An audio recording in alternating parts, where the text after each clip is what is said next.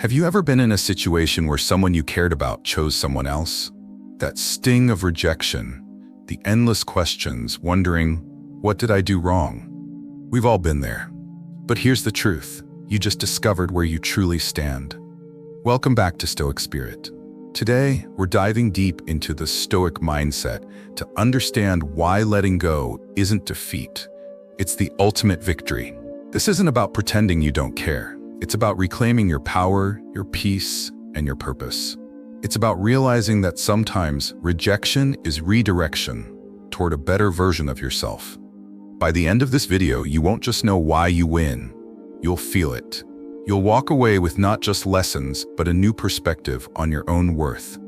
You'll understand that your value was never tied to someone else's choice. So, stick around because the last principle will completely shift the way you view rejection forever. If you find value in this video, don't forget to hit the like button, subscribe to Stoic Spirit, and drop a comment below sharing your thoughts. I love hearing your stories, and your experience might inspire someone else on their journey. Let's get started. 1. The illusion of loss. When someone chooses another person, it feels like a loss. Your heart sinks, your mind spirals with questions, and suddenly it feels like the ground has been pulled out from under you. But is it really a loss? Stoicism teaches us that we can't lose what was never truly ours. People are not possessions. You don't own their choices, their affections, or their loyalty. The only thing you truly own is your reaction. We often confuse attachment with ownership. We believe that because someone played a role in our life, their presence defines our value. But here's the reality.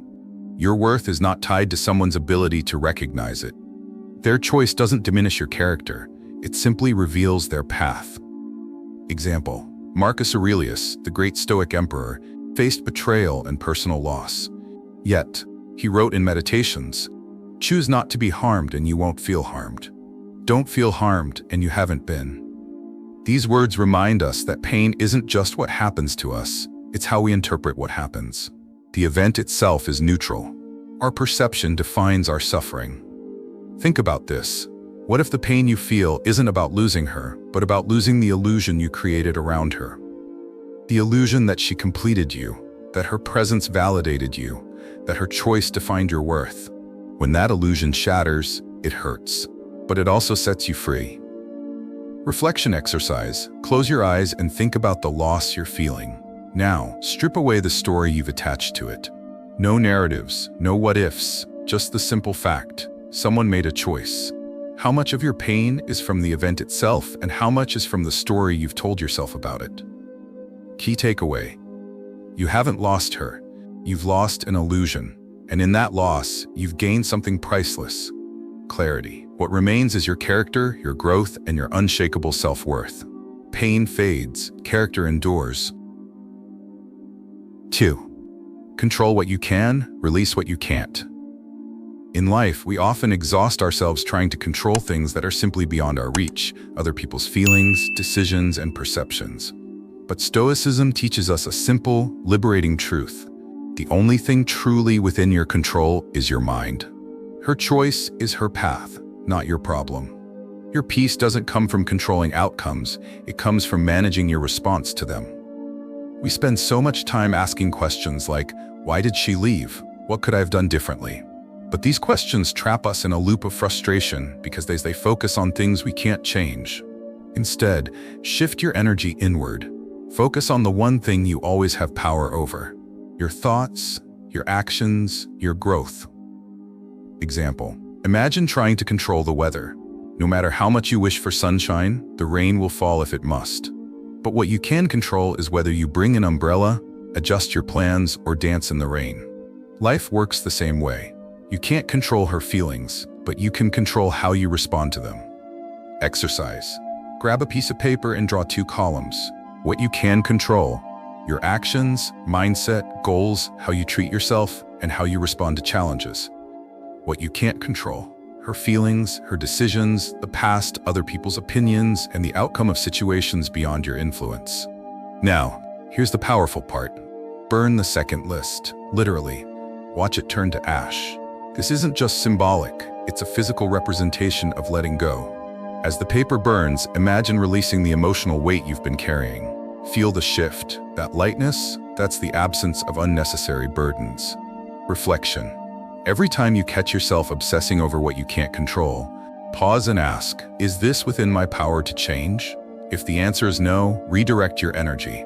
Focus on your growth, your goals, and your peace. Key takeaway: your mind is your fortress. Guard it fiercely. Don't waste your strength on doors that were never yours to open. True freedom begins the moment you stop trying to control what was never meant to be controlled. 3. The power of walking away. Walking away isn't weakness, it's power. In fact, it's one of the strongest statements you can make, not with words, but with actions. When you walk away with dignity, you show the world that your value isn't dependent on someone else's ability to recognize it. Your worth remains intact whether others see it or not. Many people confuse walking away with giving up, but here's the truth. Walking away isn't quitting, it's choosing yourself. It's acknowledging that staying in a situation where you're not valued doesn't serve your growth or your peace. You're not running from rejection, you're running towards self-respect. Scenario: imagine negotiating a deal. The moment you seem desperate, you lose leverage. But when you're willing to walk away, you hold all the power. The same applies to relationships. The less you fear losing someone, the more control you have over your emotions and decisions. Think of it like this. When you cling to something or someone, you create emotional dependency. You give them the power to dictate your happiness. But when you detach and walk away, you reclaim that power. You become the one who decides your worth, not them. Mindset shift. Repeat this to yourself. I am the prize. I don't chase, I choose. You are not an option hoping to be picked. You are the standard. Act like it. Carry yourself with the quiet confidence of someone who knows their value isn't negotiable. Exercise. The next time you feel tempted to hold on to a relationship or situation that doesn't serve you, pause and ask, am I staying because it adds value to my life, or because I'm afraid of letting go? What would walking away say about my self-respect? Write down your answers. Reflect on them. Then visualize yourself walking away, not with bitterness, but with grace. Feel the weight lifting off your shoulders. Reflection. Walking away doesn't mean you don't care. It means you care enough about yourself to stop begging for spaces where you're not appreciated. It's about creating space for what truly aligns with your growth. Key takeaway: walking away isn't a sign of weakness, it's proof of your strength. It's the ultimate power move because it shows that you don't need anyone's approval to validate your worth. Sometimes, the most powerful thing you can say is nothing at all. Just turn around and leave. 4. The silent response. Silence isn't emptiness, it's presence. In a world addicted to noise, quick reactions, and instant responses, silence becomes the ultimate statement. It's not about ignoring someone to prove a point, it's about holding your ground without the need for validation through words. Silence speaks volumes because it forces others to sit with their choices without the distraction of your emotional outbursts. Take a moment to reflect on this. When was the last time your silence said more than your words ever could? Pause. Feel that quiet power? Sometimes the absence of words carries the loudest message. Example: think of the most powerful leaders in history. They don't argue to prove their worth. They don't react impulsively. Instead, they let their presence speak for itself. Julius Caesar, Marcus Aurelius, and even modern icons like Nelson Mandela mastered the art of composed silence. They understood that restraint is a greater display of strength than reckless words. Silence shifts the power dynamic. When someone expects a reaction, anger, desperation, or sadness, and you respond with calm stillness, it creates an uncomfortable void. That void makes them reflect, question, and even regret. Because when you say nothing, your absence echoes louder than any words ever could. Why is silence so powerful? It creates mystery. People are naturally curious. When you don't react, they wonder what you're thinking. That curiosity shifts the focus back to you. It demonstrates control. Anyone can lash out, but holding your peace, that requires discipline. It maintains dignity. You're not lowering yourself to petty arguments or emotional games. Your silence shows maturity and self-respect. Practice. The next time you feel the urge to reach out, argue, or explain yourself. Pause.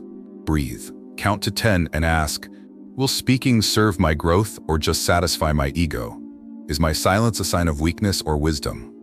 More often than not, you'll realize that silence isn't avoidance, it's mastery. Reflection exercise. Write down a situation where you reacted emotionally in the past. Now, imagine if you had responded with silence. How would that have changed the outcome? How would it have changed how you felt afterward? Key takeaway. Silence isn't the absence of a response, it is the response. It's the art of choosing not to engage in what doesn't serve your peace. In a world desperate for attention, your calm detachment is your loudest statement. 5. Level up, don't look back. The best revenge isn't getting someone back, it's becoming someone they can't reach. It's about transforming pain into purpose and heartbreak into fuel for growth. When you focus on self-improvement, your energy shifts from loss to growth. You stop asking, why did this happen to me? And start asking, how can I become better because of this? Pain is a powerful teacher, but only if you're willing to learn. Heartbreak can either break you or build you. The choice is yours. Story. Remember Michael Jordan? Cut from his high school basketball team. Did he beg to be accepted? Did he dwell on the coach's decision? No. He worked in silence until the world couldn't ignore him. He didn't chase validation, he created undeniable value. His greatness wasn't born from success, it was forged in rejection. And it's not just about sports. Think of J.K. Rowling, rejected by multiple publishers before Harry Potter became a global phenomenon. Did she give up? No, she kept writing. She leveled up until her work spoke louder than any rejection ever could. Why leveling up works? You shift from external to internal validation. You no longer seek approval because your growth is self-driven. It changes your focus. Instead of obsessing over someone else's choice, you invest that energy into becoming the best version of yourself. You build momentum. Every small win compounds, creating unstoppable progress. Challenge. Set one new goal today. Not for her, not to prove anything to anyone. Do it for you. Whether it's hitting the gym, learning a new skill, starting a passion project, commit to it. Exercise. Write down one area of your life where you feel stuck. Set a clear, specific goal related to that area. Break it down into daily actions, no matter how small. Track your progress not for perfection, but for growth. Reflection. When you focus on growth, you realize that the person who left wasn't the prize. Your future self is. Key takeaway. The goal isn't to get her back, it's to become someone who no longer needs to. You don't rise by seeking validation. You rise by outgrowing the version of yourself that needed it in the first place. Keep moving forward. Don't look back. Because where you're headed is far greater than what you've left behind. 6. The paradox of attraction. Here's the twist. The less you chase, the more you attract. It sounds counterintuitive, right? But this is one of life's most powerful truths. People are naturally drawn to those who don't seek validation because it signals self-sufficiency, confidence, and inner peace. When you chase something, whether it's a person, a job, or approval, you're sending a subconscious message. I need this to feel whole. But when you stand firmly in your own worth, you radiate an energy that says, I am enough as I am. That's magnetic. Authenticity is irresistible because it's rare. Realization. The paradox is simple. When you stop needing her, that's when she might start noticing.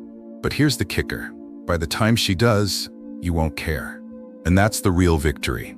Not because you're playing games, but because you've genuinely grown beyond the need for external validation. Example. Think of the people you're most intrigued by. Are they the ones desperately seeking attention, or the ones quietly confident, living their lives with purpose, unaffected by who notices? It's the latter, isn't it? Their energy speaks louder than words. Why this works?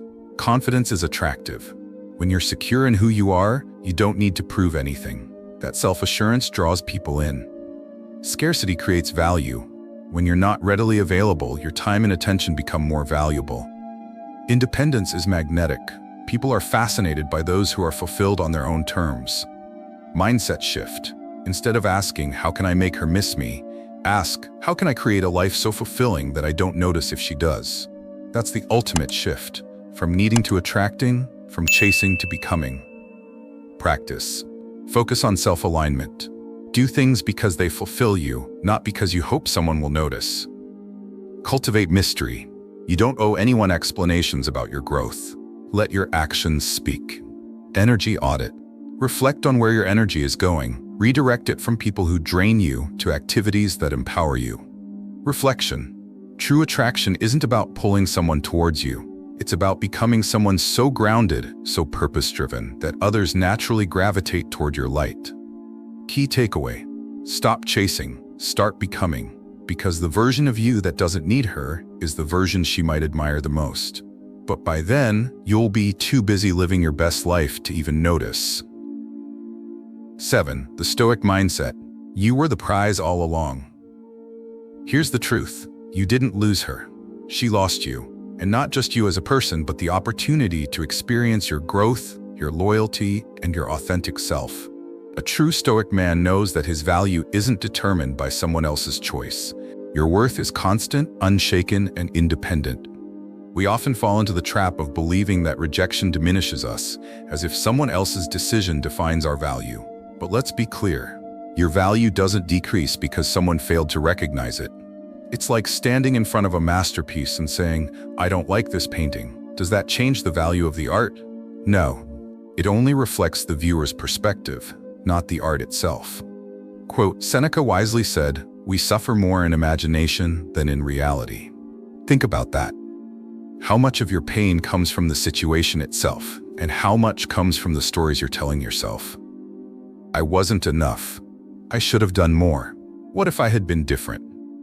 Think about that for a second. We suffer, not because of what happens, but because of the stories we tell ourselves about it. Imagine if you could rewrite that story, not as a tale of loss, but as a chapter of growth. That's the Stoic way, But here's the reality. You were enough. You still are. The problem wasn't you. It was the mismatch between your journey and hers.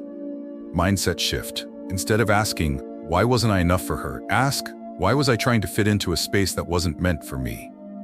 The truth is, you don't need to prove your worth to anyone. Your existence, your growth, your resilience, that's your proof. Practice. Daily affirmation.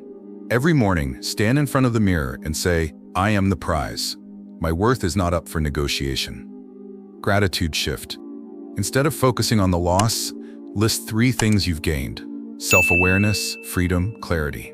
Visualize growth. Close your eyes and picture your future self. Strong, confident, thriving. That version of you isn't defined by who stayed or left. Reflection. Rejection isn't about being unworthy. It's about redirection toward people, places, and experiences that align with your true value. Imagine if every no in your life was simply the universe clearing space for a better yes. Key takeaway. You were the prize all along. Not because you have to convince anyone of it, but because you live it. You breathe it. You embody it. And the moment you fully embrace that truth, you'll realize that you never needed anyone else to see your worth. You just needed to see it for yourself. 8. Redefining what winning means. In relationships, society often paints winning as getting the person back, as if validation comes from someone returning to you. But true Stoicism redefines this entirely. Winning isn't about possession, it's about progression. It's not about who stays in your life, it's about who you become through the experiences life gives you. Think about it. What if the real victory isn't holding on to someone, but in learning, evolving, and becoming wiser because of the experience? Growth is the ultimate prize, not external validation. Reflection. Ask yourself, am I growing because of this experience? If the answer is yes, you've already won. Every heartbreak, every setback, every challenge is an opportunity to level up your mindset, resilience, and self-awareness.